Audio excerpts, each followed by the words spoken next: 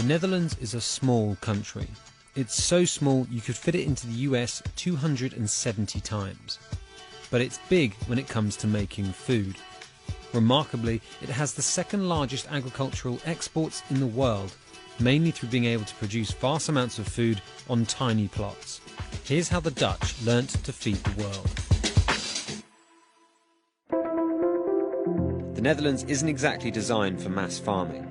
Because of limited space, farmers have learned to eke out as much as possible from the land. With a third of the country under sea level, the Dutch mastered how to make land using levees and built windmills to drain marshland to create fertile soil. This area just outside of Amsterdam, Flevopolder, is the largest artificial island in the world and didn't exist half a century ago. Nowadays, over half the ground in the Netherlands is used for agriculture. But there was a time when the Dutch faced starvation. After the war, as the Dutch rebuilt, ensuring food security became a priority. The issue was important to the new Minister for Agriculture, Sicko Mansholt, a former farmer and a resistance fighter in the war. He'd begin to drive changes that would turn farming into big business. He pursued a policy of land consolidation. Larger, more productive farms were encouraged to absorb smaller, less profitable farms. It was all about using less labour to improve yields. In 1963, the government launched a fund to help older farmers sell up and to help young farmers start new businesses. State funding into research and technology such as fertilizers and machinery followed, and thanks to aid from the US Marshall Plan, numbers of tractors rose quickly, helping farmers work more land. Dairy production grew fast as cooling tanks and milking machines were invented. In 1960, the average Dutch dairy cow would produce 4,200 kilograms of milk per year. In 2007, this had nearly doubled to 7,880 kilograms.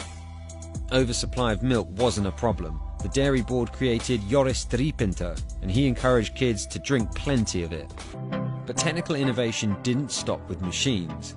The Dutch pioneered specialist greenhouses, creating conditions that would result in many more plantings than ever before. Then, a huge discovery in 1959. The vast Groningen gas field would offer greenhouse horticulture a huge boost. Farmers profited from the cheap energy as their crops benefited from the heat and the added CO2. The Netherlands now has the world's highest yields per hectare for cucumbers, chili peppers and tomatoes, all carefully picked for their profitability. Reducing water use is part of making efficiencies too. Today, some farms use just 4 litres to grow a kilo of glasshouse tomatoes. The global average is 214 litres. The Dutch were master breeders of plants and livestock. The state built on this expertise to transform farming, including a focus on education and research, as part of a holistic approach to benefiting the entire industry. It hasn't all been good though. The Dutch have been criticised for getting ahead with over-intensive methods and using synthetic fertilisers to boost production. They're now working to change this. In 1999, the country used more fertiliser than any other European country, spreading on average 500 kilos per hectare.